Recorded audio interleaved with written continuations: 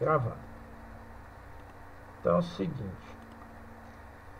PSPP aqui, pessoal, se você observar, ele parece o Excel, entendeu? Onde eu tenho aqui as linhas representadas por números, principalmente aqui nessas duas abas, eu vou falar sobre elas. Vamos primeiro falar sobre a aba de visualização de dados. Então você tem aqui as linhas representadas por os números, e esses números, gente, vocês interpretem como se fossem observações. Para tornar mais claro, vocês pensem que como aqui fossem indivíduos. Então, se eu fosse aplicar um questionário agora para a turma, eu ia ter 32 questionários, ou seja, eu ia até a linha 32, certo? E aqui, nas colunas, onde tem esses var aqui, são as variáveis. Ou seja, o que eu perguntei para vocês. Então, tem essa dinâmica aí.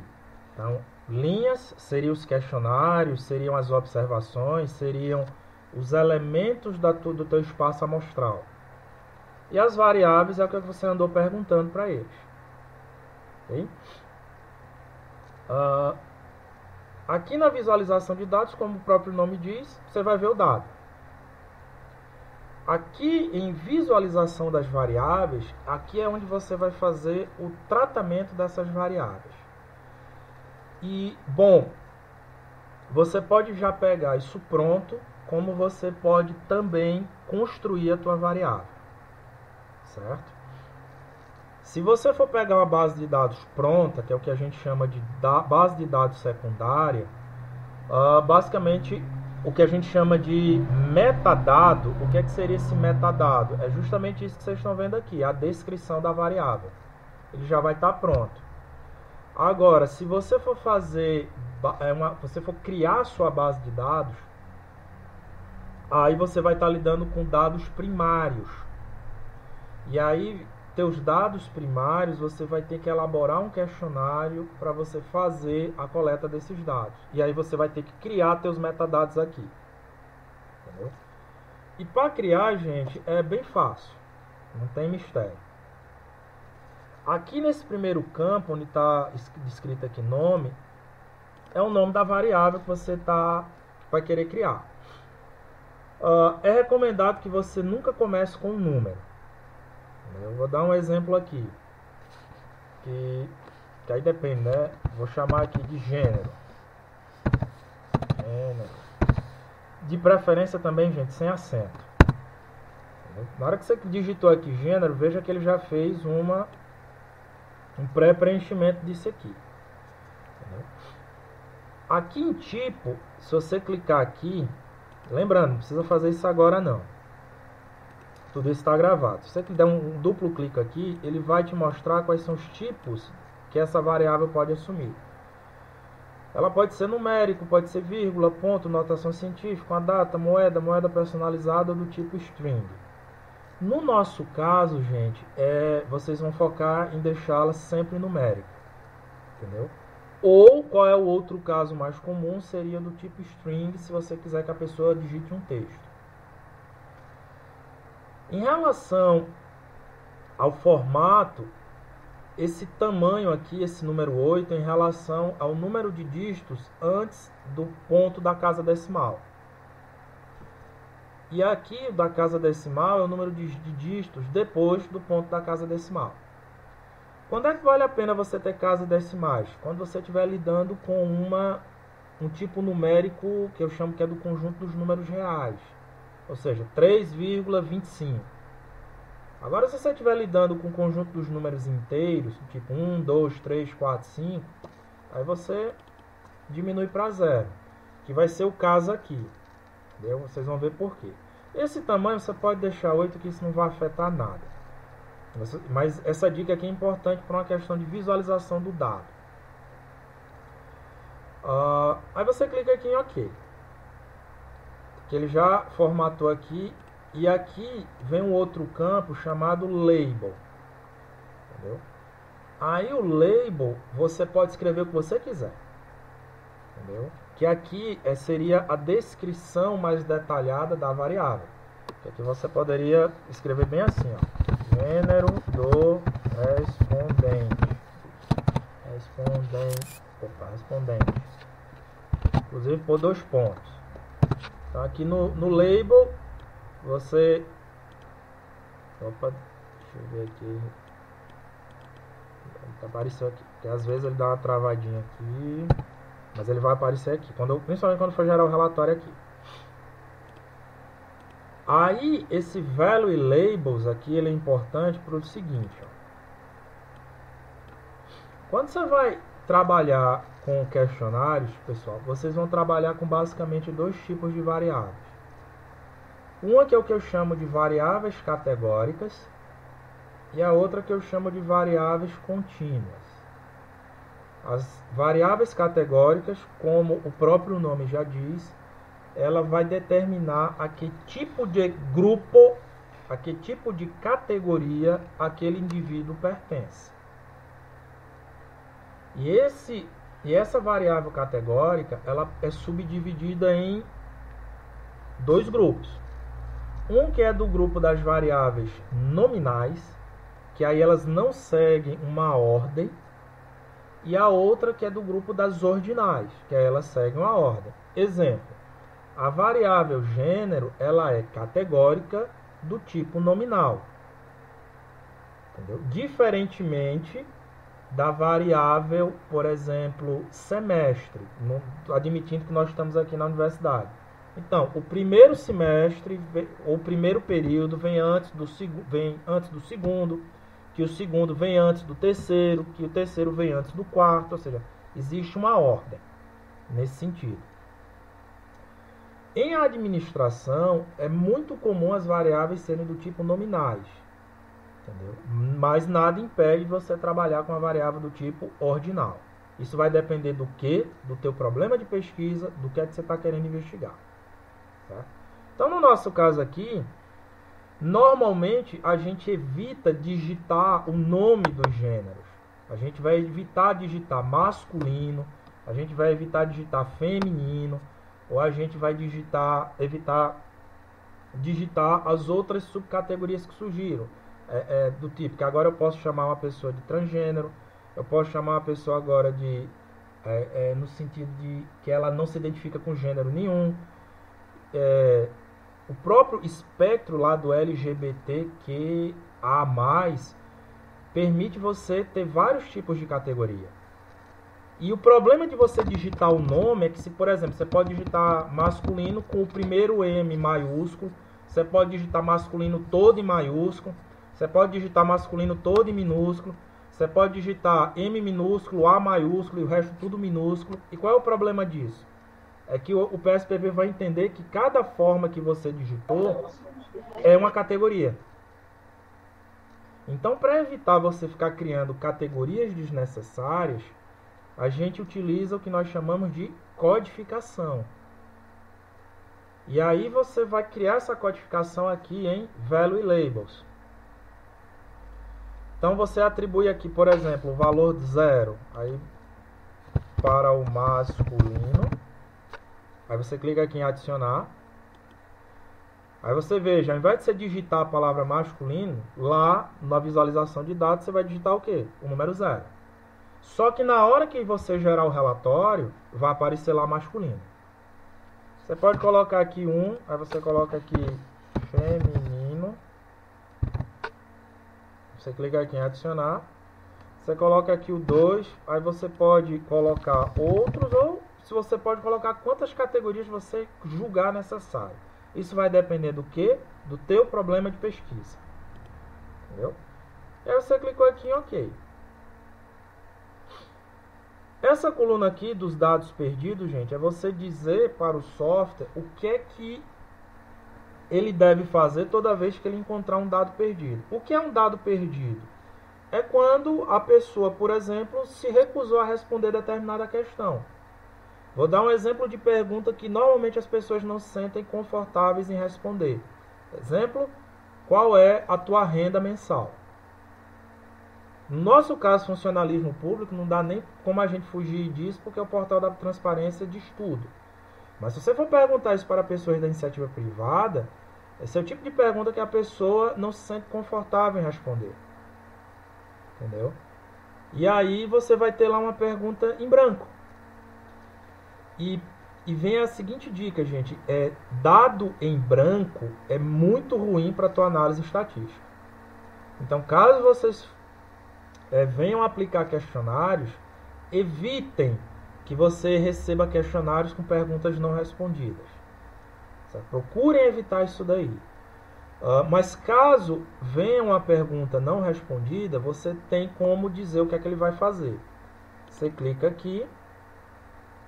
E aqui ele está dizendo assim, ó, dados perdidos discretos, ou você pode colocar aqui uma escala, entendeu?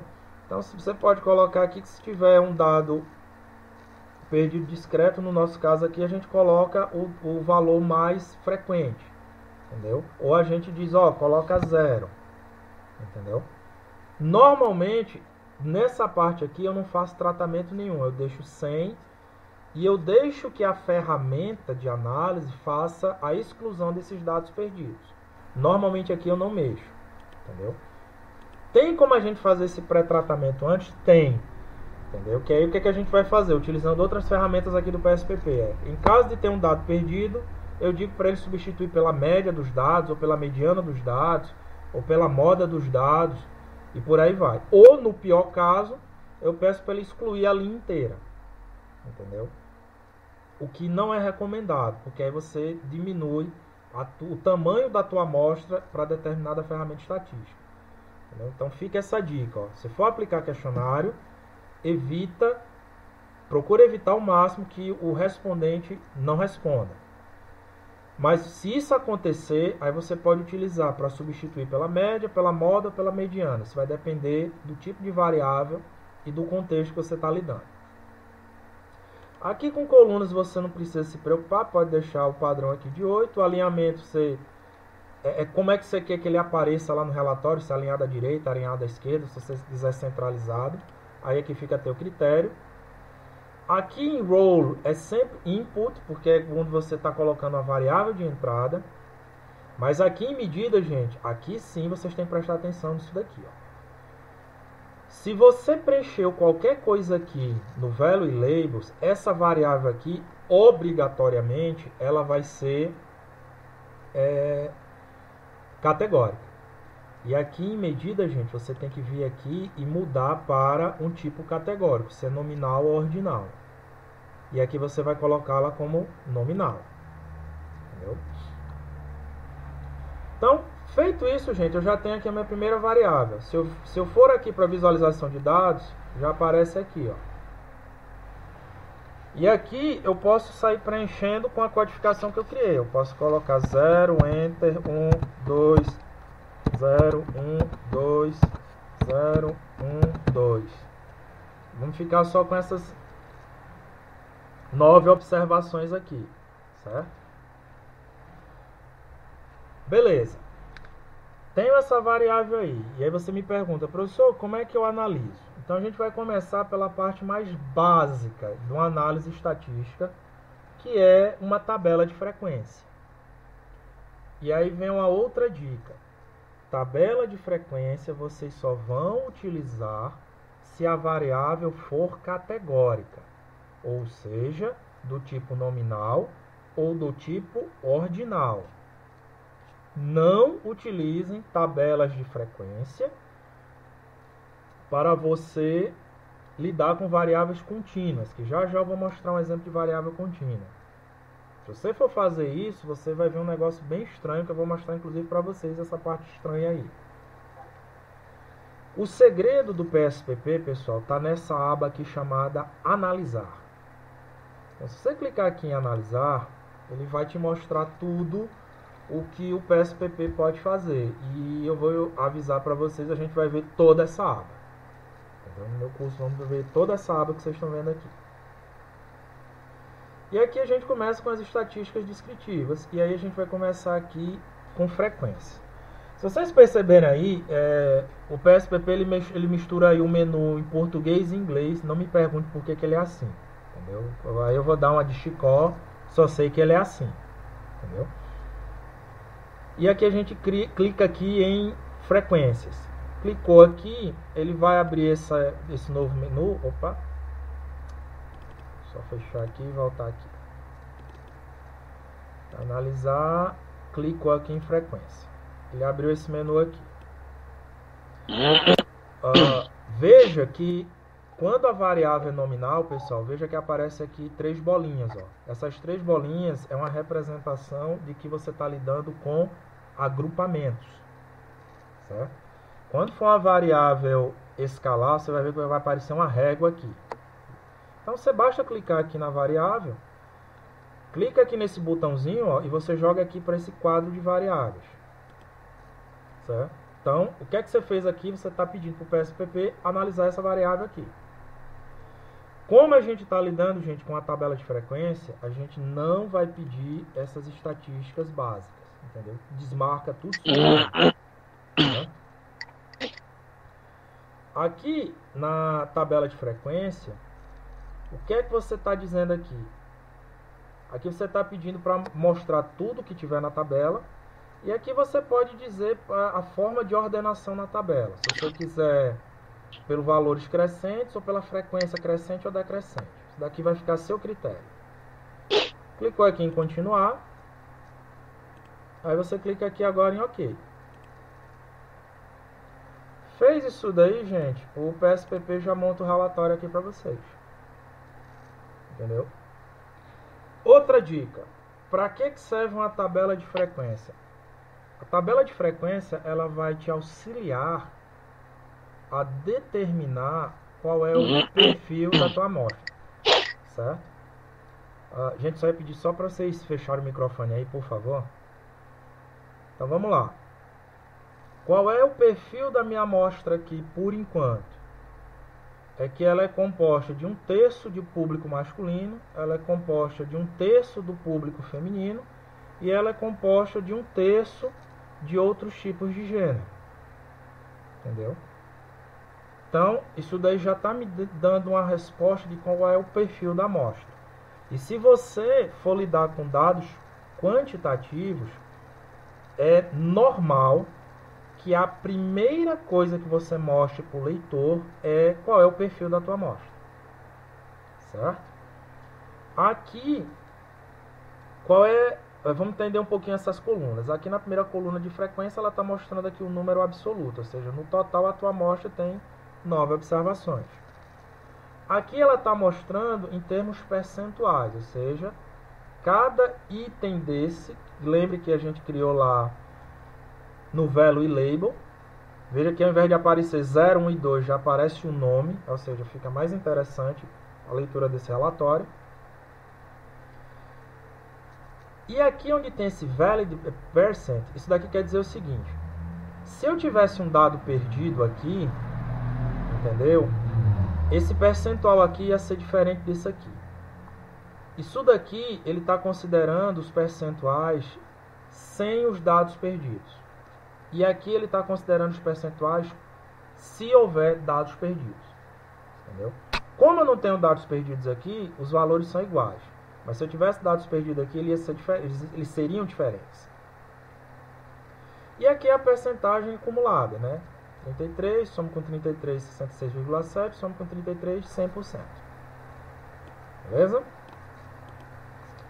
Bom, aí você me pergunta, tá, professor? Professor? Oi, diga. Por exemplo, se tivesse a inserção de um dado 4 ou 5, qualquer outro número, qualquer outro valor, seria considerado um dado perdido? Vamos lá ver como é que ele seria. Deixa eu fechar esse relatório. Voltei aqui, coloquei aqui 4, 5. Vem aqui em analisar, frequência, gênero, ok. Criou lá o relatório, foi o que aconteceu, ele criou como se fossem novas categorias. Entendeu? Mas, como você não disse o rótulo para essas categorias, ele apareceu 4 e 5. Entendeu? Inclusive aqui a contagem e por aí vai. Quando é que seria um dado perdido? Voltei aqui, ó, tá vendo aqui no 12? Eu não digito nada e aperto, deixa eu ver aqui. Deixa eu ver aqui se um tracinho ele vai considerar. Não, não vai. Deixa eu ver. Acho que aqui ele não vai. Eu vou mostrar depois uma outra situação. Porque aqui, deixa eu ver se eu consigo aqui no 13. Deixa eu colocar aqui um 8. Entendeu? Deixa eu ver se ele vai mostrar aqui agora. Eu fui o 5. Aí aqui eu não digitei nada. E aqui eu digitei o 8. Deixa eu ver se ele vai aparecer.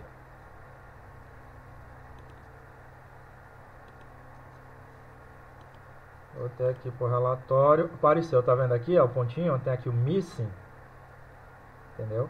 O 8 ele considerou como uma nova categoria, mas aqui ele já está acusando o missing aqui, ó. Aí veja que aqui, ó, os percentuais passam a ser diferentes, ó, porque aqui eu estou considerando todo mundo e aqui eu estou desconsiderando esse dado perdido aqui, ó. Então veja que aqui esse percentual válido ele vai ser maior que aqui o percentual total, entendeu? Beleza, entendi. Obrigado. E lembrando aqui, ó, que esse percentual acumulado ele é baseado aqui nesse percentual válido, viu? Ó. Certo? Mas o missing ele ficou registrado aqui. Então o missing, para ficar bem claro, é quando não tem nada. Certo? E lembrando, por que apareceu 4, 5 e 8 aqui? Porque você não definiu um rótulo para eles. Certo? Então é essa dinâmica aí. Outro assunto, outro elemento importante disso daí. Como é que eu levo isso para o Word, por exemplo? Se você prestar atenção, eu estou tentando fazer uma seleção aqui, ó, inclusive vocês podem até tentar aí na máquina de vocês, ele não seleciona, tá vendo? Você pode dar um duplo clique aqui, não acontece nada, entendeu? Aí você fica, tá, professor, e aí, eu vou ter que digitar no braço isso daí? Não. Você vem aqui em arquivo, e aí você clica aqui em export. Clicou em export, entendeu? Deixa eu só tirar isso aqui. Aí você vai colocar aqui, deixa eu colocar só aqui na aba downloads para eu lembrar o que é. Você coloca aqui o nome que você quiser, relatório. E o segredo está aqui embaixo, onde ele te pede aqui, ó, qual é o tipo de extensão que você quer salvar esse relatório. Aí ele vai te dar aqui o tipo das extensões, entendeu? Se você clicar em PDF, ele salva em PDF, mas não é garantia de que você vai conseguir fazer o Ctrl+C, Ctrl+V para o Word, entendeu? Você pode salvar aqui nesse Open Document, porque as novas versões do Word, ele lê esse formato aqui, o .odt. Você pode salvar aqui em formato texto, só que ele vai perder a formatação da tabela, entendeu? Então, ou você pode salvar no formato HTML, e aí eu vou mostrar um outro truque como é que você pode utilizar no HTML. Então, se você clicar aqui no asterisco.odt e clicar aqui em salvar, no meu caso, como eu estou usando aqui o Linux e eu tenho o LibreOffice, entendeu? Se eu vier aqui na minha pasta Downloads, eu venho aqui no relatório e pedir para abrir aqui com LibreOffice, entendeu? Esse daqui é o meu caso. Ele, só esperar mais um pouquinho aqui, ele trabalhar. Ele tá... Bom, é para ele abrir, não sei o que ele está abrindo. Pronto, aí ele abriu aqui. Aí ele já abriu aqui a tabela bonitinha para eu trabalhar. E aí eu já começo escrevendo aqui no texto. Entendeu? No Word, você consegue fazer a mesma coisa. Certo? Aí você vai aqui, bonitinho, e vai trabalhando aqui já diretamente no seu relatório. Entendeu? É claro, aí vem aqui, você muda para português e tal, mas você já começa trabalhando isso daí. Beleza? Como é que você faria HTML? Aí você, deixa eu ver aqui, vai lá para o relatório, vem em arquivo, export, eu vou colocar aqui relatório, E aí eu salvo aqui no formato HTML.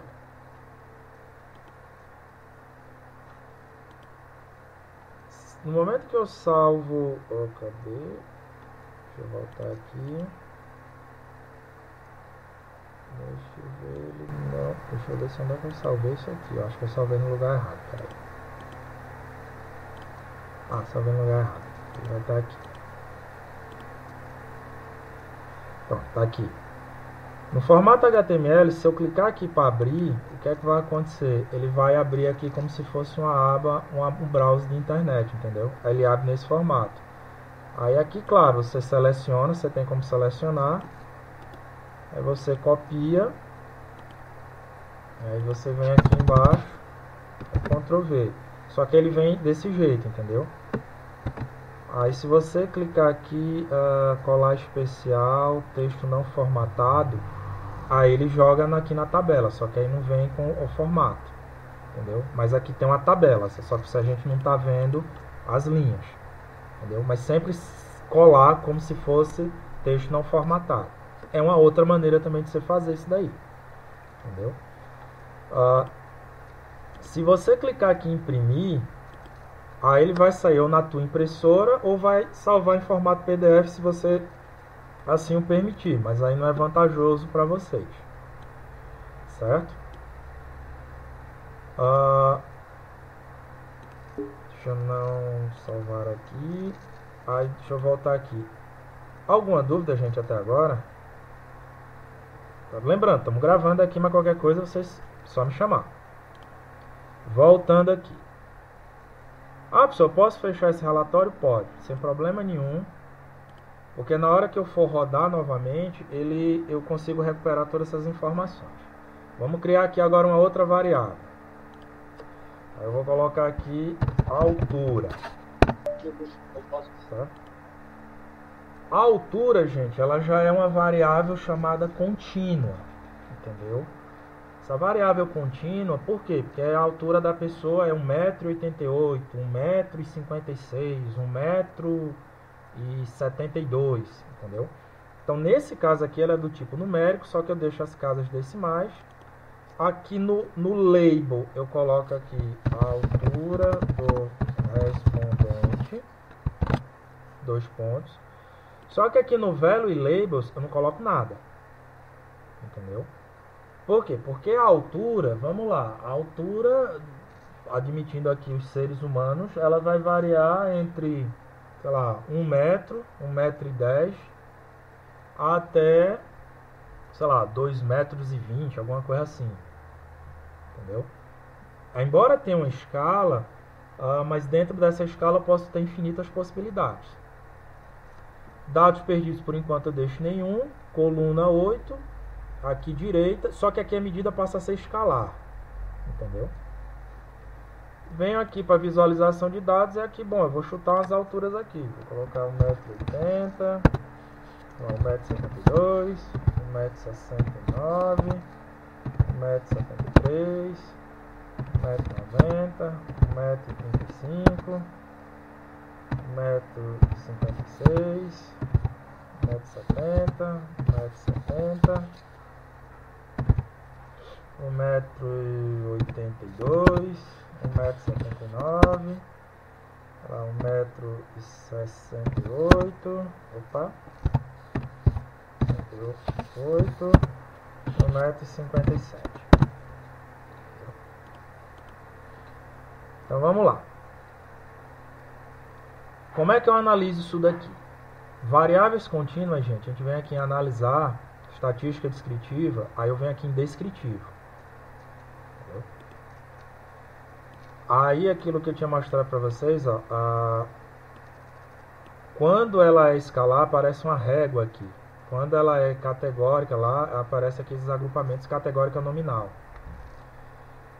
Só que aqui eu quero avaliar somente a altura. Então clico aqui, trago para cá, ó. E aí eu tenho como olhar também o tipo das estatísticas que eu posso fazer. Eu posso calcular média, desvio padrão, mínimo, máximo, o intervalo, soma, erro padrão, variância, curtose, assimetria. Isso daí a gente vai trabalhando com calma ao longo do curso. Aí aqui, ó, tem também umas opções. Ele pede para excluir o caso inteiro, ou seja, ele vai excluir a linha inteira. Se alguma desses dados aqui de altura for um dado perdido, ou ele vai incluir um valor predefinido pelo usuário, ou seja, por nós, caso tenha um dado perdido. E aqui, principalmente quando a gente for trabalhar técnicas de agrupamento, ele vai salvar o valor z-score desses dados aqui. Que, para quem não conhece, fiquem tranquilos, eu vou explicar o que seria esse z-score para vocês. Certo? Por enquanto, não vou marcar nada disso daqui. Então, vou pedir essas medidas aqui, que são as medidas mais básicas da estatística. Clica aqui em OK. Venho aqui no relatório e ele me dá essa tabela aqui, ó, dizendo que para esses 13 respondentes, ou seja, eu não tenho nenhum dado perdido, ó, 0. A média da altura é de 1,69 m, com desvio padrão de 14 centímetros, cujo menor valor encontrado nessa amostra foi de 1,35 m, cujo maior valor encontrado nessa amostra foi de 1,90 m. Entendeu? Então, o que é a média, gente? A média, ela é o número que representa, digamos assim, a altura do grupo. Então, se vocês me perguntassem, professor, que número melhor representaria a altura daquele grupo? Entendeu? Normalmente a gente chama esse número que representaria a altura do grupo de média. Ou seja, se eu tivesse que substituir a altura, se eu quisesse uniformizar a altura para todo mundo, eu diria que, em média, todo mundo dessa amostra teria 1,69 m. Só que todo mundo dessa amostra tem 1,69 m? Não. Aí ele vai me dizer enquanto a altura está oscilando em torno da média. Essa oscilação que acontece em torno da média, para mais ou para menos, é o que nós chamamos de desvio padrão. Entendeu? E aí, quando a gente for estudar curvas normais, a gente vai ver que as oscilações da média a gente avalia em até aproximadamente 2 desvios padrão, cuja menor altura, o próprio mínimo está dizendo aqui, foi de 1,35 m e a maior altura 1,90 m. Então, se a tua variável for escalar, é esse tipo de estatística descritiva que se espera que você faça. Entendeu? Ah, professor, mas eu quero fazer isso na tabela de frequência. Então, vamos ver o que acontece se eu for fazer uma tabela de frequência disso daqui. Ó. Eu venho aqui em analisar a estatística descritiva frequência. E aí eu trago a altura do respondente para cá. Ou seja, só quero analisar a altura. Se eu clicar aqui em OK, olha só o que vai acontecer. Ele vai considerar, gente, cada altura como se fosse uma categoria. E aí fica estranho de eu analisar isso aqui. Entendeu? Aqui, ó, tenho duas pessoas com 1,70 m, só que aí eu tenho uma pessoa com cada altura específica dessa. Entendeu? Então, para o leitor, é mais fácil ele entender isso aqui do que isso daqui. Entendeu? Então, esse é o problema de você usar uma variável contínua numa tabela de frequência. Certo? Então, recapitulando, gente, se for variável categórica, você vai usar a tabela de frequência. Se você for usar variável contínua, é tabela descritiva. Beleza? Então, voltando aqui. Dúvida, gente? Até agora. Então, vou fazer o seguinte, gente. Professor. Oi. Só uma... Bom, até agora o que eu mostrei para vocês é como você faria uma inserção direta dos dados no próprio PSPP. Lembrando que uma vez que você faz essa inserção dos dados, nunca se esqueçam de salvar, né? Você clica aqui em salvar, aqui em arquivo, salvar. E aí você o formato do PSPP é sempre .sav.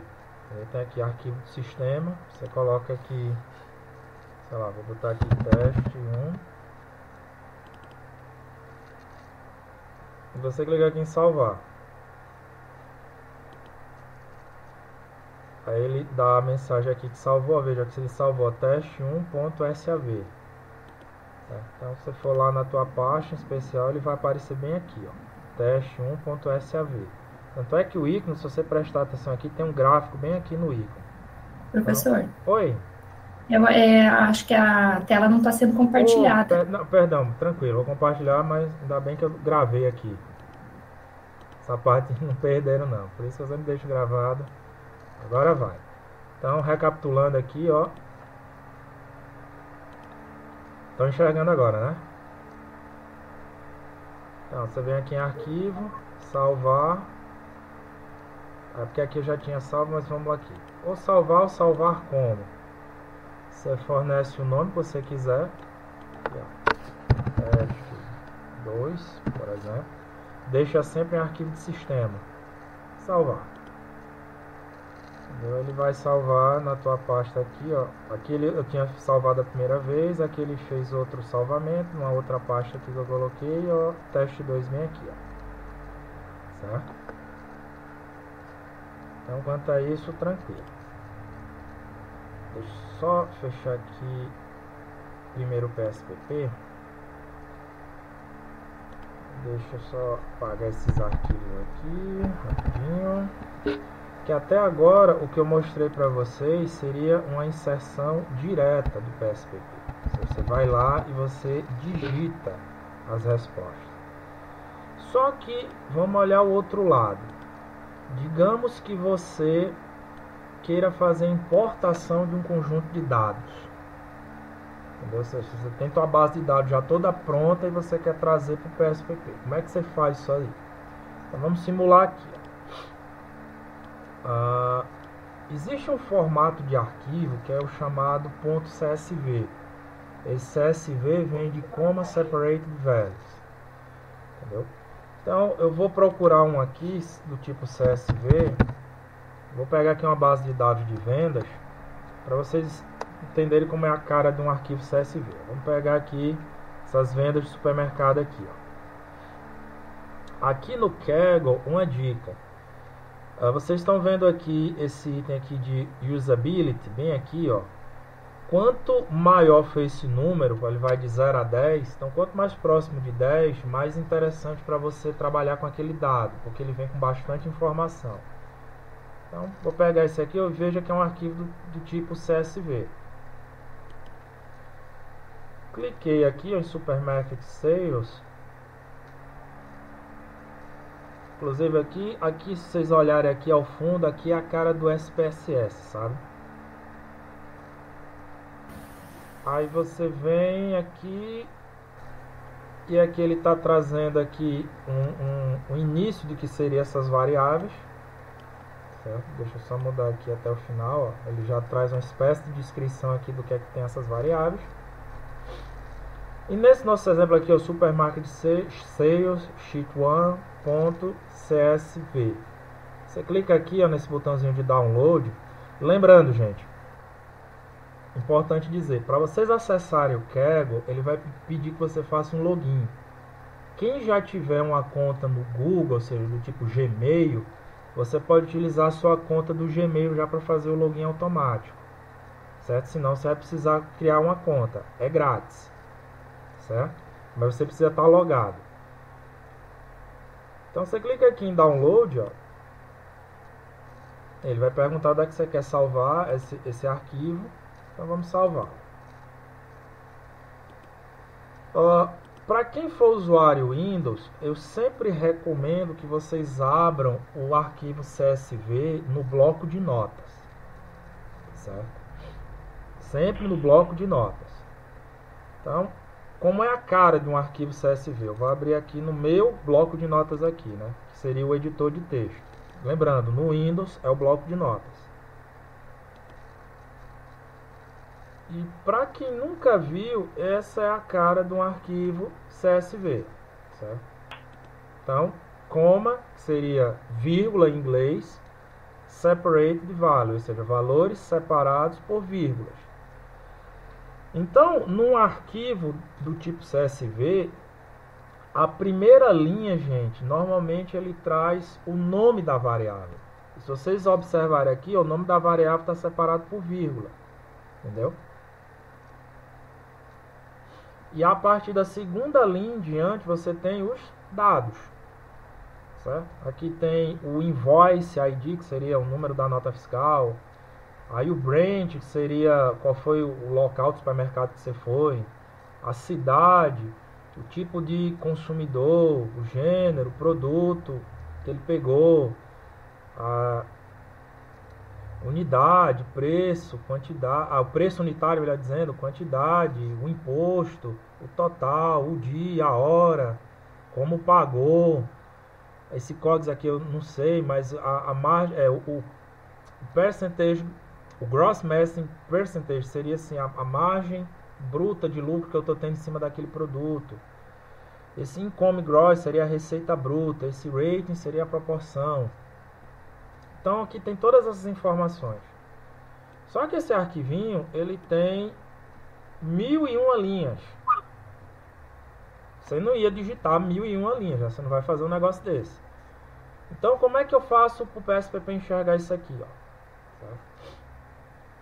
Vamos ver primeiro se ele vai conseguir importar aqui, porque isso vai depender muito do sistema. Veja que aqui o preço está 74,69. Entendeu? E lembre-se que a gente está no Brasil. No Brasil seria 74,9.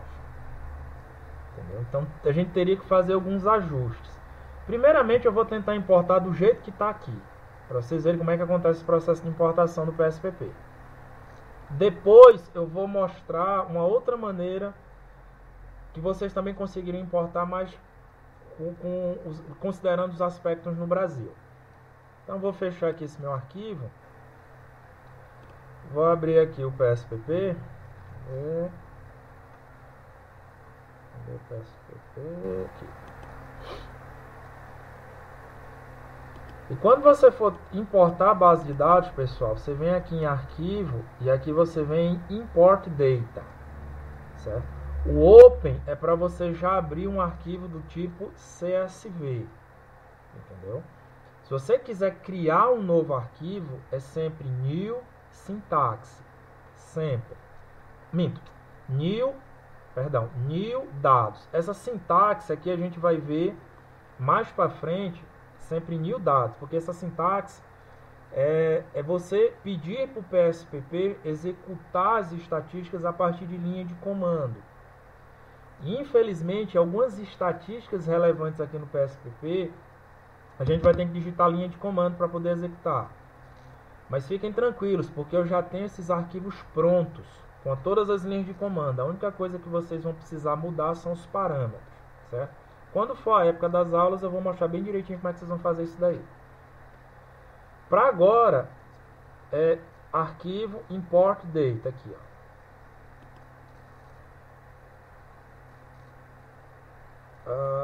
Clicou aqui, ele vai abrir já a tela para importar os dados. Aí aqui ele está pedindo para dizer qual é o arquivo que eu quero importar, né? Então eu tenho que localizar. E é esse daqui, ó, do Supermarket Sales. Cliquei aqui, ó. Clica aqui no próximo. Clicou no próximo. Só tentar tirar isso aqui. Aí ele vai perguntar em seguida, ó, que ele vai seguindo aqui um passo a passo. Ele vai te perguntar o quanto ele vai trazer do arquivo. Ele pode trazer o arquivo inteiro e ele pode trazer apenas subamostras do arquivo. Entendeu? Que aqui você vai decidir, ou seja, traga somente, sei lá, os 20 primeiros casos. Ou você pode trazer em formato de percentagem, ou seja, me traga aproximadamente, sei lá, 50% dos dados. Então, aqui eu vou pedir para trazer todo mundo. Clica aqui novamente em próximo. Aí vai aparecer isso aqui, ó. Entendeu? Lembre-se que a primeira linha é o nome da variável. E aí vem a grande dica para lidar com o PSPP. Quando chegar nessa fase aqui, você vai clicar na segunda linha. Na hora que você clicar aqui na segunda linha, aqui embaixo, ó, vai estar dizendo aqui a seguinte, ó, que a linha acima selecionada contém o nome da variável. Então você vai clicar aqui na segunda linha e depois você vai marcar essa caixinha aqui, ó. Porque aí o PSPP vai entender que isso aqui é o nome da variável e não um dado. Entendeu? Lembre-se bem disso daqui. Clique em próximo. Clicou em próximo, aí ele vai estar me perguntando quais são os separadores que eu devo considerar. Lembre-se que é um arquivo CSV, então é comma separated value. Então o meu separador é uma vírgula. Então eu vou desmarcar aqui os dois pontos e marcar aqui na vírgula. Então você sabe que você fez certo quando você começar a enxergar do jeito que você está vendo aqui, ó. Entendeu? Ou seja, cada coluna separadinha bem bonitinha aqui, ó. Certo? Então você marcou aqui vírgula, separou, clica aqui em próximo. Clicou em próximo, aí se vocês olharem aqui, você já começa a ter uma prévia, entendeu? Do dado, ou seja, da visualização dos dados. E aqui é da visualização da variável, entendeu? Ou seja, eu já percorri todo esse meu checklist aqui. E aí eu clico agora aqui em aplicar. Clicou em aplicar. Se eu vier aqui em visualização de dados, eu enxergo os dados. Se eu vier aqui em visualização das variáveis, eu estou enxergando as variáveis. Só que lembre-se aqui no título, ó, ele continua enxergando isso aqui como se fosse um arquivo .csv. Eu tenho que salvá-lo como se fosse um arquivo do sistema do PSPP. Então vem aqui em arquivo, salvar como. Eu coloco aqui o nome que eu quiser, deixo aqui em arquivo de sistema, clique em salvar. Clicou em salvar, veja que ele já alterou para .sav, que é como o PSPP ou o SPSS vão enxergar esse arquivo aqui. Entendeu? Antes de eu avançar, gente, deixa eu olhar aqui. Alguma dúvida em relação a isso? Entendeu? Então, dica. Professor, eu tenho os dados lá em planilha do Excel. Ele importa? Importa. Entendeu?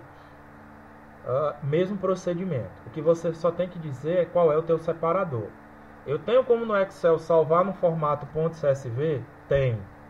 Só você ir lá em salvar como, salvar .csv e depois fazer a importação.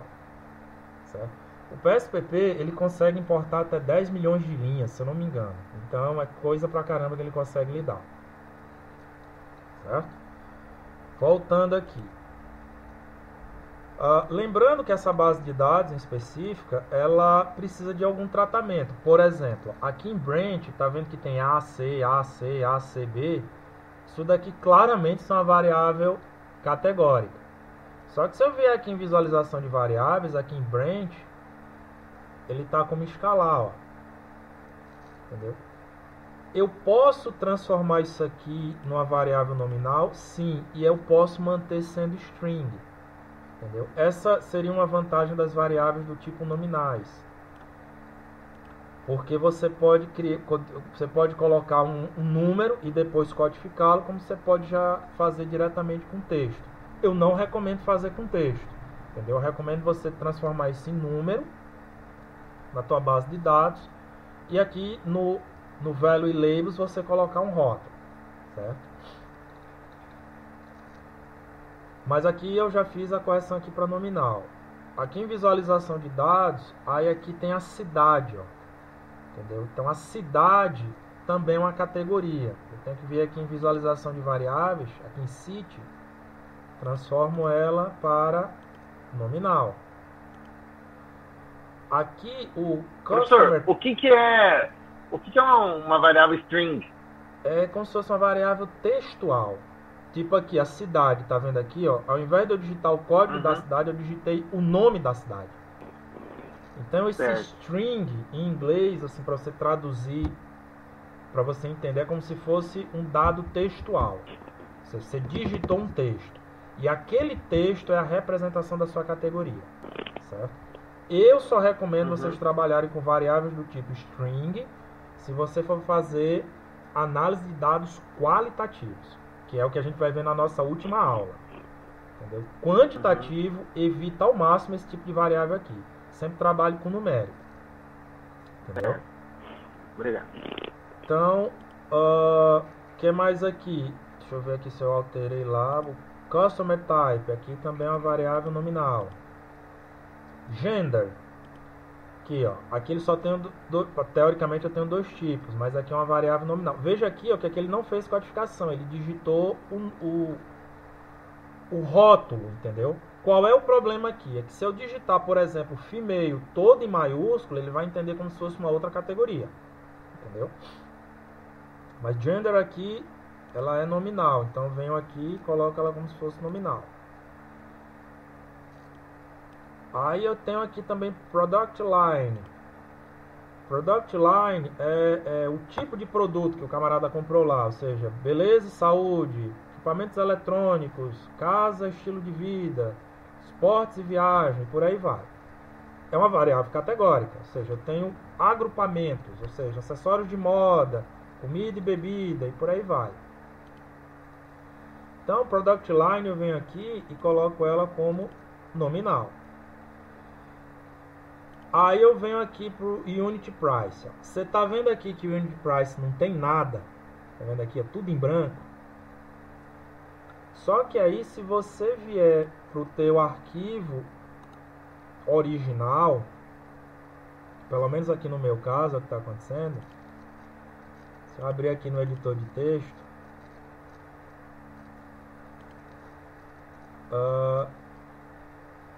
deixa eu baixar aqui um pouquinho. Veja que o Product Line eu tenho um valor aqui, ó. Entendeu? Tem 74,69. Tá vendo aí? E aí você me pergunta, tá, professor, por que tá aparecendo aqui e aqui no PSPP não tá aparecendo nada? Entendeu? Aqui ele deu certo, mas aqui ele não deu. Ó. Muito provavelmente esse text5 aqui, ó. Deixa eu ver aqui. Ele tá entendendo como se fosse vírgula aqui, ó. E aqui ele não conseguiu entender. O que é que quer dizer isso daí? É que esse banco de dados ele foi montado na língua inglesa, só que o sistema operacional da gente é em português. E aí às vezes acontece esse tipo de problema. Entendeu? E eu fiz de propósito para deixar esse problema acontecer, para vocês prestarem atenção, principalmente na questão de formatação. Entendeu? Que quando você for trabalhar em arquivos CSV, é importante você mudar a forma de separação.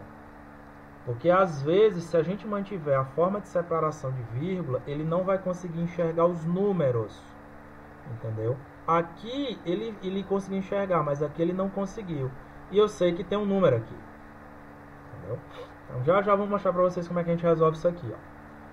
Aqui na quantidade numérico, beleza.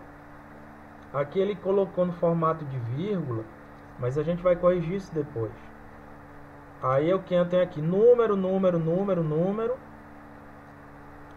Aí eu tenho a data, que é aí formato de data, a hora, a forma de pagamento, que seria outra categoria, esse payment aqui. Deixa eu ver aqui, payment aqui também ele é nominal.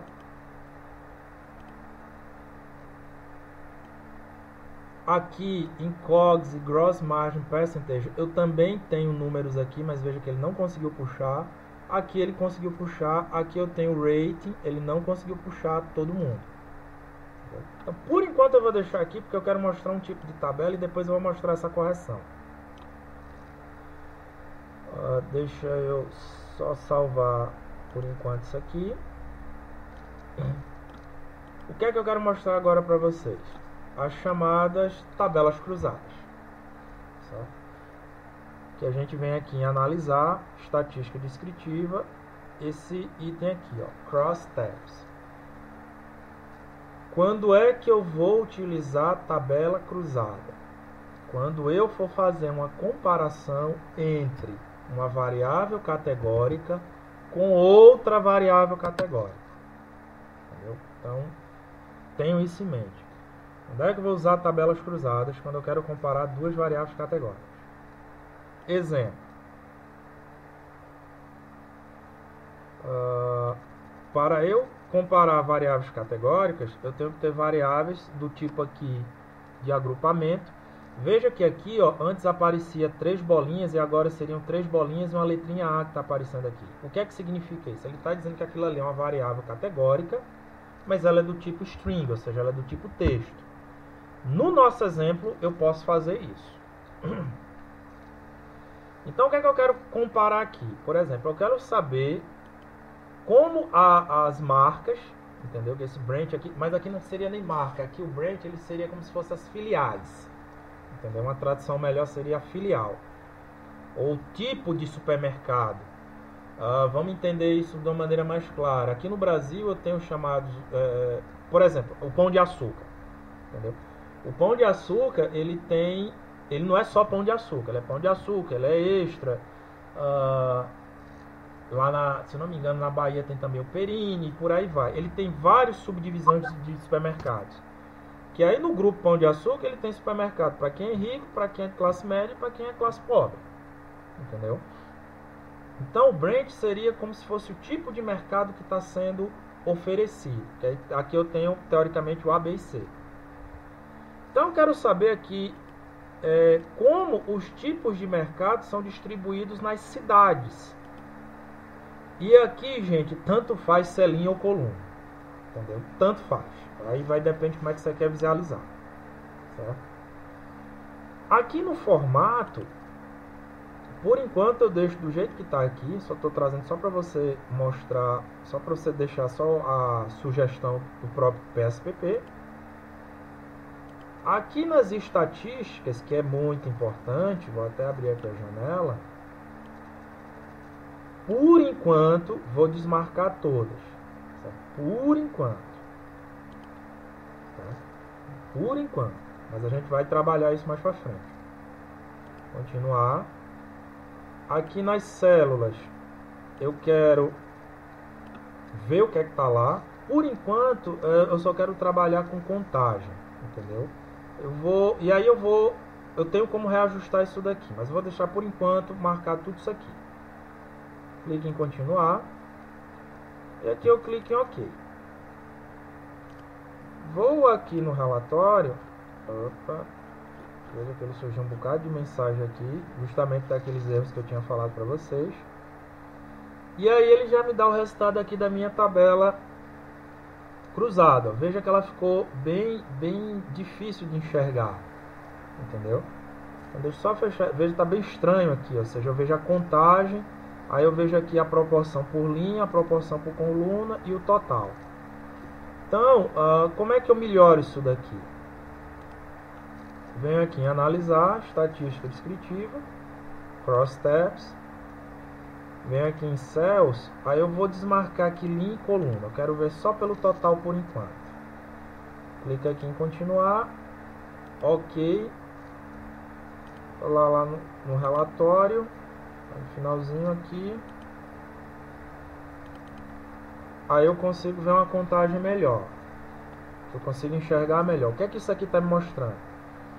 Que eu tenho 1000 linhas, certo? Ou seja, 1000 dados para serem analisados, nenhum dado perdido. E aqui o que é que eu estou vendo? Eu estou vendo que o tipo de supermercado A, ele existe mais nessa cidade aqui chamada Yangon. Ou seja, eu tenho 350 supermercados do tipo A em Yangon. Certo? Aqui, o tipo de supermercado B, ele aparece mais nessa cidade aqui chamada Mendeley. Entendeu? Então eu tenho 332 tipos de supermercado do tipo B aqui. Ó. E aqui, esse do tipo C, ele aparece mais aqui nessa cidade chamada Naypyidaw. Então assim, só por curiosidade, isso daqui são nomes de cidades indianas. Então tem 328 do tipo C nessa cidade aqui. Ó. E aqui está a contagem, veja só, Na coluna, ele só considerou aqui a Mendeley, então eu tenho 332 aqui, Neiptol 328 e Angun 340. Se você olhar aqui, esse total pelas colunas, ele é o espelho daqui do total pelas linhas, que totaliza 100%. Entendeu? Então isso daqui é para você fazer uma comparação dessa variável categórica em função de uma outra variável categórica, ou seja, como esses dados estão distribuídos. E aí eu já tenho uma informação se eu fosse tomar uma decisão do tipo A. Então eu sei que o tipo de supermercado A está na cidade de Angun. Então, para a cidade de Angun eu tenho que ter, por exemplo, um tipo de campanha publicitária específica para lá. Para o mercado B está na cidade de Mendeley, então vai ter um outro tipo de campanha publicitária lá, de promoção e por aí vai. E a outra, que é de Neiptol, que é do supermercado tipo C, vai ter também outro tipo de campanha publicitária de promoções para lá. Certo? Nunca façam tabela cruzada envolvendo variáveis contínuas. São sempre variáveis numéricas. Beleza? Então essa é uma forma de você já ter esse tipo de resposta aqui. Bom, voltando a esse problema que aconteceu aqui, como é que a gente vai resolver? Antes disso, percebam que aqui em supermercado.sav tem um asteriscozinho aqui. Esse asterisco, gente, é só para lembrar-lhes que você ainda não salvou as modificações. Entendeu? Então, se você clicar aqui nesse botão que é o botão de salvar, o asterisco some. Entendeu? E aí o dado está salvo. Então, como é que a gente vai resolver aquele problema lá da importação de dados? Então, deixa eu fechar aqui o PSPP, fecha aqui o relatório. Vou abrir aqui o arquivo CSV, aqui no editor de texto. Então, como é que eu resolvo isso? No editor de texto do Windows, ele tem lá, se não me engano, é no menu editar, certo? O que é que eu normalmente gosto de fazer? Eu venho aqui e eu vou usar... aí no Windows também tem esse menu, que é esse menu localizar e substituir, no bloco de notas, viu? Então vocês vão ter que procurar lá em editar, localizar e substituir. E a gente vai ter que fazer dois passos aqui. O primeiro passo, que eu sempre gosto de fazer, é substituir, nesse caso, todas as vírgulas por ponto e vírgula. Entendeu? Então, aqui seria pesquisa, no Windows ele aparece como localizar. Então, eu vou pedir para ele localizar todas as vírgulas. E aqui embaixo, eu vou pedir para ele substituir por ponto e vírgula. Entendeu? Então, aqui eu clico em substituir todas. Ó. Veja aqui, ó, que primeiro tem a vírgula aqui. Ó. Na hora que eu clicar em substituir todas, quando ele terminar, ele já substituiu aqui, ó, por ponto e vírgula. Aí agora vem o segundo passo. Eu vou querer que aonde tiver ponto, eu substitua por vírgula. Entendeu? E aí eu mando substituir tudo. Ó. Veja que aqui o número está separado por ponto. Aí quando ele terminar a substituição, você vai ver que agora ele está separado por vírgula. Lembrando, por que a gente está fazendo isso? Porque o nosso sistema operacional é em português. E aí no sistema operacional em português, para que ele enxergue que isso daqui é um número, tem que ser separado por vírgula aqui, ó. Entendeu? Fechei aqui, clique em salvar. Salvei o arquivo. Agora com cara de configuração brasileira. Fechou aqui. Vamos lá para o PSPP. Vamos ver agora se a importação vai dar certo. Vem aqui em arquivo, importar dados.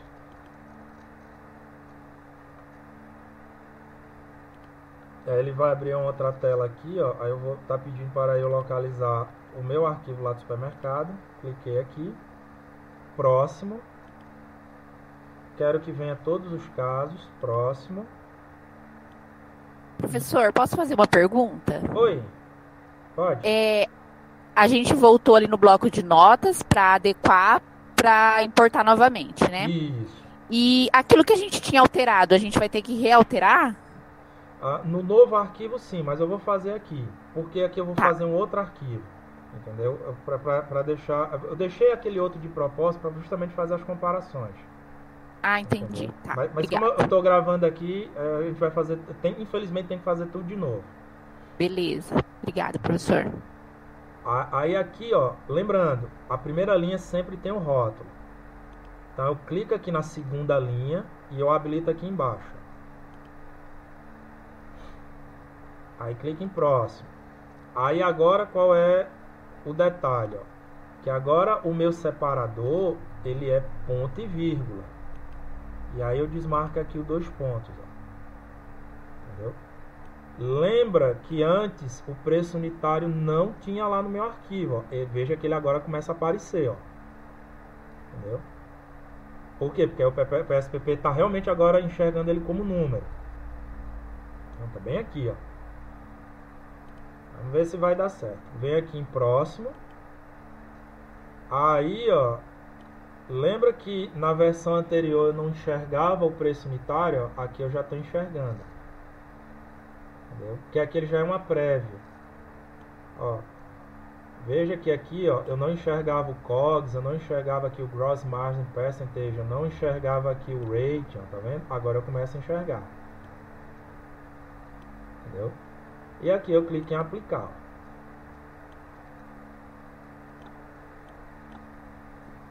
Aí, tanto é que se eu vier aqui para o relatório, ele ajustou as variáveis, mas aquelas mensagens de alertas sumiram. Não tem mais nenhuma mensagem de alerta. Posso até fechar essa parte aqui, que o relatório eu posso criar quantas vezes eu quiser. Aí aqui, ó, visualização de dados, eu começo a enxergar o que eu não enxergava antes. Entendeu? Eu consigo ver os números. Então naquela primeira vez, gente, eu fiz ali de propósito, porque eu sabia que isso ia dar errado. Entendeu? É justamente esse alerta quando você for trabalhar com os dados do Kaggle, certo? Para vocês fazerem as práticas de vocês. Tem que fazer esse ajuste antes. Ou se porventura vocês pegarem uma base de dados brasileira que não fez esse tratamento. Por incrível que pareça, os da Covid, se eu não me engano, são assim. O número é tipo 3 ponto alguma coisa. Entendeu? Então a gente teria que fazer a conversão para a lógica brasileira. Tá certo? Então fica mais essa dica aí.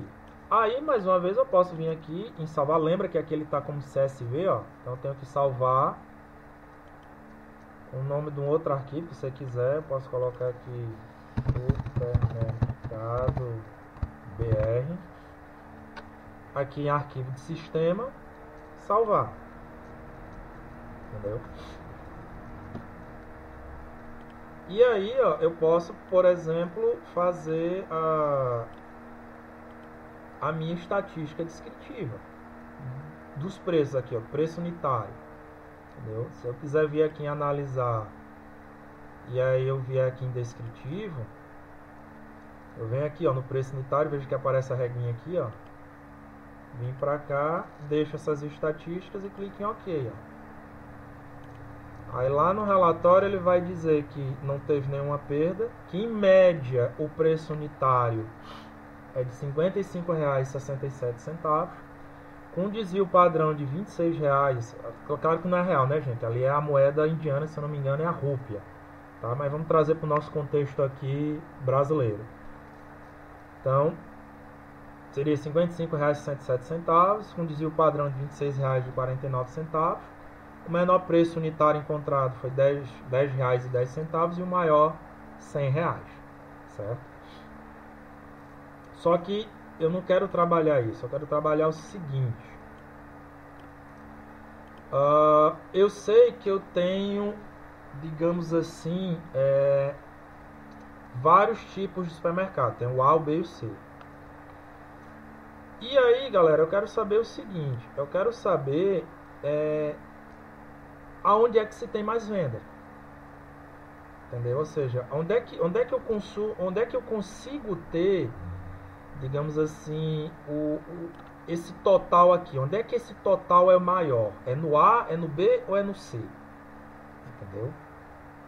Eu tenho como fazer isso. Que isso daí, veja só que eu estou fazendo já mais um avanço. Ou seja, eu quero saber a distribuição de um dado numérico em função de uma variável categórica. Ou seja, eu já estou fazendo uma operação que a gente chama em banco de dados de drill down. Ou seja, eu estou mergulhando no dado. Eu estou fazendo um aprofundamento da interpretação do dado. Tem como fazer isso no PSPP? Tem. Como? Venho aqui em analisar, estatística descritiva, eu venho aqui nessa abinha Explore. Clicou aqui, entendeu? Qual é o problema aqui do Explore? É que ele não está enxergando quais são as variáveis categóricas. Veja só que tem aqui um círculozinho cortado. Então eu fecho. Deixa eu minimizar aqui. E aí, lembrando até o que a colega falou, eu teria que refazer aqui a minha categorização. Então, lembrando aqui que branch é nominal, city é nominal, customer é nominal, gender é nominal, product é nominal, payment é nominal. Veja aqui, ó, que interessante. Quando eu fiz aquele ajustamento, agora ele enxergando todo mundo como numérico, ó. Entendeu? Todo mundo como numérico aqui, ó. Entendeu? Eu salvo aqui. Volta aqui em analisar. Explore. Aí agora fica interessante para eu fazer minha análise. Deixa eu aumentar aqui a janela. E aí como é que você vai fazer isso daqui? O dependent list, gente, sempre vai ser a variável numérica. Ou seja, sempre vai ser a variável que tem a reguinha aqui, ó. E aqui eu estou querendo analisar pelo total. Entendeu? O factor list sempre vai ser a variável categórica, ou seja, a variável que vai ter aqui os círculozinhos. E aqui eu estou querendo analisar, por exemplo, pelo tipo de supermercado. Eu trago para cá. O que é que diz aqui o botão estatística? Ele está pedindo de tipo que estatística você quer que se faça. Eu vou pedir logo todo mundo aqui para vocês enxergarem como é que vai ser o resultado. Options. O que é que o Options está pedindo aqui? Ó? Se tiver um dado perdido, o que é que eu faço? Eu excluo. Entendeu? Eu vou excluir a linha tudo. Aqui tudo em relação ao dado perdido. Ou seja, se eu tiver uma variável que não tem um valor, ele vai excluir a linha inteira. Ó, entendeu? Então, normalmente esse é o padrão. Feito isso, gente, só clicar em OK. Clicou em OK, aí ele vai dar a seguinte resposta. Primeiro, ele está me dando aqui um sumário que não tem nenhum dado perdido. Olha só o que é que ele está me dando aqui, ó. Quais são os valores extremos. Lembra que eu pedi tudo, né? Ó. Ou seja, esse número do caso é lá a linha, ó. Olha só quais são os maiores valores que eles conseguiram identificar aqui para o total, acima de R$1.000. E aqui são os valores, assim, os maiores valores, aqui são os menores valores, que aqui também tem o número do caso, ou seja, qual é a linha que tu vai encontrar. E aqui tem, que é em torno aqui de R$12. O que seriam esses valores de extremo, gente? É o que a gente costuma chamar em estatística de outliers, ou dados discrepantes. E os dados discrepantes, gente, sempre são importantes serem localizados porque eles podem distorcer o valor da média. Entendeu? Ou seja, é uma observação que normalmente não era para estar aparecendo ali. Exemplo, eu tenho uma sala de aula onde a altura média é de, sei lá, 1,70 m, e aí dentro dessa sala tem um camarada lá que mede 2,10 m. Então, muito provavelmente, a altura dele está distorcendo o valor real da média da sala. Então, muitas vezes eu excluo, entendeu? Esses outliers, certo? A depender da situação, às vezes é interessante manter esses outliers. Então, depende do teu problema de pesquisa, depende do teu objetivo de pesquisa. Percentis, gente. Os percentis são os valores que eu estou categorizando em função das percentagens. Só lembrando, gente, que esse 50% aqui é a minha mediana. Ou seja, eu tenho exatamente metade do banco de dados abaixo desse valor aqui. Ou seja, se eu estou com um banco de dados de 1000 observações, eu tenho exatamente 500 observações abaixo desse valor e eu tenho exatamente 500 observações acima desse valor. Certo? Então, esse é o caso da mediana. Aí aqui tem os percentis, ou seja, eu tenho 25% dos valores abaixo desse valor aqui, eu tenho 90% dos valores abaixo disso daqui, tenho 95% dos valores abaixo desse resultado aqui. Entendeu? Então, seria só para vocês terem esse foco. Aqui está a estatística descritiva para todo mundo, entendeu? Então seria a média, o intervalo de confiança da média, ou seja, como eu estou lidando com os dados amostrais, gente, isso daqui não é a média da população, é a média da amostra, entendeu? E aí é um conceito que vocês vão perceber que é o que é chamado de erro amostral, que normalmente a gente ouve quando está durante campanha eleitoral, entendeu? Esse valor da média é em função das 1000 observações que eu coletei para esse banco de dados. Mas pode acontecer de eu coletar outras 1000 observações e eu posso encontrar um valor diferente. Então, isso daí é o que a gente chama de erro amostral. O erro amostral é quando acontece uma variação do valor da média ou de qualquer outra medida estatística que não é provocada por viés. É um erro que é provocado por seleção de amostra em função da aleatoriedade. Entendeu? Quando a amostra é enviesada, aí sim isso é um problema. Entendeu? Então aqui partindo do pressuposto que a seleção desses dados não foram enviesados, entendeu? O valor real da média vai estar dentro desse intervalo aqui, ó. Certo? Existe 95% de confiança de o valor real estar dentro desse intervalo aqui. Certo? O que é que esse 5% trimmed mean? Ele simplesmente pegou os dados, ele excluiu os 5% dos extremos. Entendeu? Então veja só, se eu excluir os dados dos extremos, veja como o valor da média cai. Que é aquilo que eu tinha falado anteriormente, ou seja, os outliers, eles contribuem para distorcer o valor da média. Então, se eu excluo os dados dos extremos, que essa palavra aqui, trimmed, vem do inglês trim, que quer dizer, traduzindo em português, como se fosse aparar. Entendeu? Então, se eu aparo os valores extremos, eu chego nessa média aqui. Tem uma mediana, como eu já tinha falado anteriormente, esse valor aqui é o valor da mediana. Tenho a variância, aí para explicar a variância eu venho aqui para o desvio padrão. Desvio padrão eu tinha explicado anteriormente que é, em média, o quão os valores ficam oscilando em torno da média. E a variância nada mais é que o desvio padrão ao quadrado. Isso daqui é uma medida de dispersão muito importante. Entendeu? Quanto maior o desvio padrão, gente, em função da média, mais dispersos os dados estarão. E menos representatividade essa média terá para o conjunto de dados. Quanto menor o desvio padrão, mais próximo esses dados estarão da média. E mais representativo o valor da média será para aquele conjunto de dados.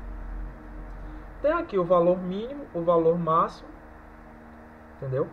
O intervalo aqui é justamente a diferença do máximo para o mínimo. Você pegar esse valor aqui menos esse, você vai encontrar esse aqui. O interquartile range é como se fosse a diferença entre os quartis, entendeu? Que é, eu imagino, assim, aqui isso eu não tenho bem decorado, mas imagino que é a diferença desse valor aqui com esse daqui. Entendeu? Eu posso estar enganado, mas seria a diferença desse aqui com esse daqui. Tenho aqui a medida de assimetria. Entendeu? O que é a medida de assimetria? Isso vai ficar bem claro quando eu mostrar na próxima aula sobre distribuição normal. É sempre esperado, gente, que eu tenha uma assimetria bem próxima de zero. Porque quando eu tenho essa assimetria próxima de zero, significa o quê? De que os dados são simétricos em função da média. Entendeu? Então, em outras palavras, a média ela não está pendendo para nenhum dos lados. Mas às vezes os dados não são simétricos, eles são bastante assimétricos. Vou te dar um exemplo. Renda. Dificilmente você vai pegar um conjunto de dados de renda, principalmente renda per capita, em que vocês vão encontrar uma distribuição simétrica. Normalmente ela é bem assimétrica. Entendeu? Aonde vocês vão ver, às vezes, concentrações de renda. Então, a assimetria é uma medida estatística que ela serve para você ver para que lado o dado está pendendo. E se houver uma pendência de dado, é porque está havendo uma concentração, está havendo um desbalanceamento em função daquela variável. E curtose, ela é uma medida de achatamento da curva. Entendeu? Para tornar isso mais claro, a curtose em finanças, por exemplo, ela é utilizada para você ver o quão raro um dado extremo ele é. Entendeu? Em outras palavras, dados extremos, gente, eles têm que ter um valor de probabilidade bem baixo. E normalmente isso acontece quando eu tenho um nível de curtose bem baixo. Entendeu? É porque aqui ele está calculando o desvio da curtose em função de zero. Mas em alguns programas estatísticos, ele aparece aqui a curtose. Assim, quando eu tenho uma distribuição que não tem curtose, o número é 3. Aqui ele está medindo a desvio. Veja só que o desvio é bem próximo de zero, então esse dado ele não tem curtose. Entendeu? A gente chama que é uma distribuição mesocúrtica. Quando eu for trabalhar a distribuição de dados normais, eu vou deixar isso bem mais claro. Mas a curtose, ela serve para você verificar se um dado extremo ele é raro. Entendeu? Ou seja, dados extremos eles não podem ter uma facilidade de acontecer. Entendeu? Porque no momento em que um dado extremo começa a ter uma facilidade de acontecer, isso para finanças, por exemplo, é bem ruim. Tá certo? Então, aqui, por ela estar bem próxima de zero, eu estou vendo que os dados extremos eles são raros de acontecer. Certo? O problema é se ele tivesse um valor bem mais distante de zero, nesse exemplo aqui. Aqui, gente, eu estou vendo aqui o sumário dos casos, ou seja, o número de observações por tipo de supermercado. Aí aqui eu tenho os valores extremos por tipo de supermercado. Tá entendendo? Você veja aqui, que os valores extremos são menores no tipo A e vai subindo aqui no tipo B e meio que intermediário aqui no tipo C. Aqui está os percentis por tipo de mercado. Aí aqui vem a grande, digamos assim, estrela do relatório, que é justamente eu ver a estatística por grupo. Em média, as vendas do supermercado A é de 312,35. A do supermercado B é 319,87. E a do supermercado C é de 337,10. Então, num primeiro momento, eu diria que a média de vendas nos supermercados de tipo C são maiores que a média de venda dos supermercados do tipo B, que por conseguinte são maiores do que a média de venda do supermercado do tipo C. Certo? Minto. Então, as pessoas, em outras palavras, o que é que eu estou querendo dizer com isso? Aqui, em média, as pessoas gastam mais no supermercado C, depois vem o B, depois vem o A. Essa seria uma primeira leitura. Ou seja, eu estou vendo aqui as estatísticas por grupo. Entendeu? Por grupo. Só que aí fica aquela pergunta, né? 337,10 está próximo de 319,87, está próximo de 312,35. E aí fica aquela pergunta no ar. Estatisticamente, esses valores realmente são diferentes? São distintos? Eu posso afirmar que as pessoas que vão no mercado C gastam mais do que as pessoas que vão no mercado B, que essas, por conseguinte, gastam mais do que as pessoas que vão no supermercado A. Isso daí a gente vai ver na próxima aula, que é o que eu chamo de testes de hipótese. E isso vocês podem utilizar na dissertação de vocês, e se vocês utilizarem, enriquece bastante nas suas análises. Porque aí você vai afirmar se eles são estatisticamente diferentes ou não. Lembre-se no início da aula que eu falei para vocês de que métodos quantitativos você precisa ter uma hipótese a ser testada.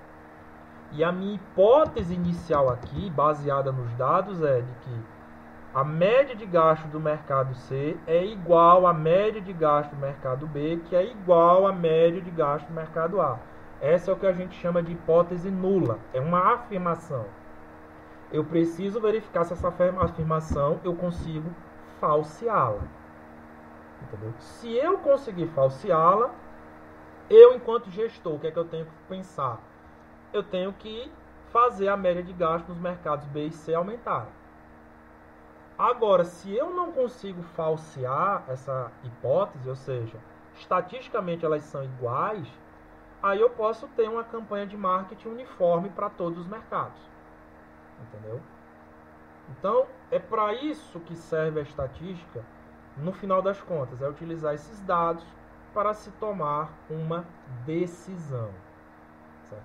Ah, professor, por que você está falando isso?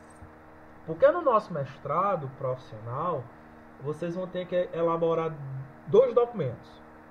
A dissertação em si, que é, digamos assim, a evidência dos achados que você vai encontrar em um determinado tipo de problema, utilizando método científico. E o outro é o chamado produto técnico-tecnológico, que é o seguinte: beleza, a partir do que você encontrou na sua dissertação, o que é que eu tenho que fazer com isso? Ou seja, isso daí vai melhorar a minha vida em quê? Entendeu? É aí onde você vai ter que propor, digamos assim, medidas de intervenção a partir do que você encontrou. Certo? Então tem esse diferencialzinho aqui no nosso mestrado profissional, diferentemente de um mestrado acadêmico, que não tem lá o PTT. Beleza, gente? Professora? Diga. Posso fazer uma pergunta? Faça. Eu tava ali meio pé atrás, média, e eu pensei no seguinte exemplo. Imagine que eu estou vendo a média das alturas dos alunos de uma sala de aula, por exemplo. Só que de dia elas são usadas para a educação infantil, que é todo mundo pequenininho, e à noite é usada para a educação de jovens adultos, que é todo mundo já, né, 1,60 m para cima, né? Então, teria sentido usar a média de cara, assim, não é muito enganoso? Melhorando a pergunta, não seria interessante se tem uma ou mais modas? Então, se tiver 2 modas, por exemplo, eu digo, esquece a média, vai te enganar. Começar a moda ao invés de começar pela média? You are now unmuted. Boa pergunta, vamos lá. Felizmente eu vou ensinar isso para vocês. Mas se não for agora, daí a gente espera a próxima aula, tá, professor? Mas é boa essa pergunta, porque é o seguinte. Existem 2 tipos de testes estatísticos que vocês vão ver. Os chamados testes paramétricos, que eles são muito centrados na média, entendeu? E aí, tanto é que o grande pressuposto é, antes de usar um teste paramétrico, veja se os dados seguem uma distribuição normal. Por que eu estou falando isso? Porque numa distribuição normal, a média é igual à mediana, que é igual à moda. Agora, se os dados não seguem uma distribuição normal, que isso eu vou ensinar para vocês como é que vocês fazem esses testes, aí é recomendado que você utilize os chamados testes não paramétricos. Porque aí os testes não paramétricos, ele é mais centrado na mediana. E aí evita você tomar uma decisão enganosa. Isso daí que você falou, Eire, é o famoso erro do tipo 1, erro do tipo 2, que a gente comete em estatística. O que é que seria o erro do tipo 1? Seria eu aceitar a hipótese nula, quando na verdade eu deveria rejeitá-la. E o que é o erro do tipo 2? Eu estou rejeitando a hipótese nula, quando na verdade eu deveria aceitá-la. Entendeu? Inclusive isso fala muito bem nos capítulos iniciais lá do análise multivariado, do Hare. Então por isso que eu digo, gente, é importante dar uma lida na teoria, para na hora que vier para a parte prática, que é o que eu vou focar aqui, digamos assim, não ficar sem entender. Mas isso que você falou é imperativo, cara. E normalmente quando eu vou analisar artigo, é a primeira coisa que eu olho. O camarada fez teste de normalidade para poder adequar a ferramenta estatística para aquilo. Então, nesse caso, quando é que eu deveria, por exemplo, utilizar um teste T, que é um teste paramétrico? Só e somente só se a distribuição das alturas das crianças, digamos assim, for uma distribuição normal. Se a distribuição da altura dos adolescentes for uma distribuição normal. Aí eu posso usar porque eu sei que na distribuição normal, média é igual a mediana, que é igual a moda. Mas se ela não seguir uma distribuição normal, aí eu vou para um teste não paramétrico. Por exemplo, Mann-Whitney, que eu vou ensinar para vocês como é que vocês calculam isso daí. Entendeu? Então, isso daí, fiquem tranquilos que vocês vão ver. Entendeu? Obrigado. E é importante isso, gente, porque eu não sei a graduação de vocês, mas infelizmente, eu vou falar pelos cursos de administração, isso não é muito bem trabalhado. Entendeu? Até porque normalmente não se ensina estatística nos cursos de administração com software.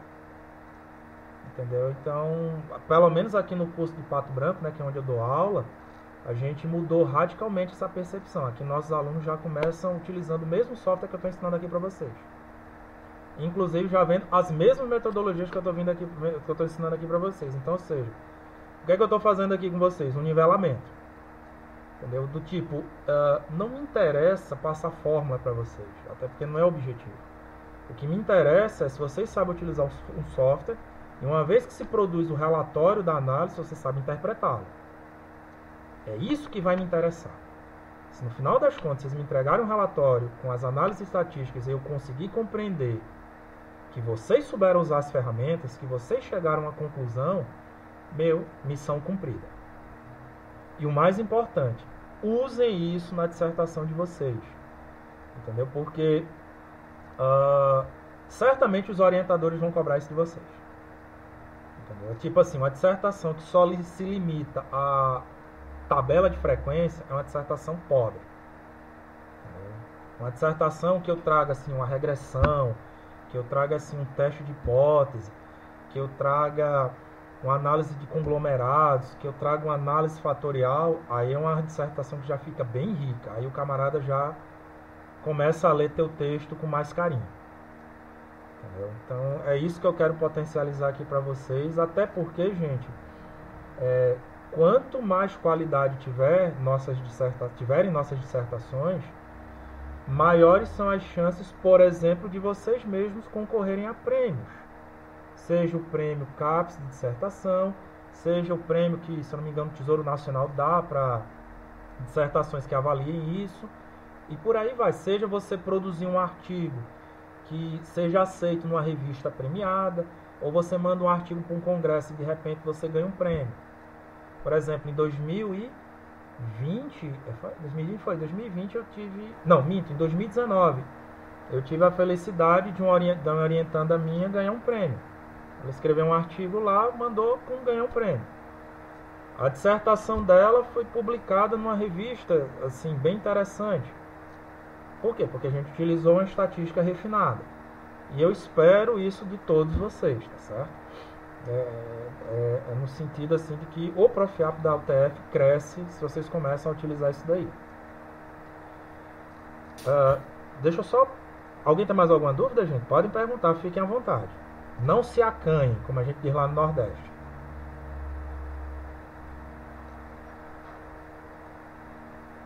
Bom, então vou pausar aqui a gravação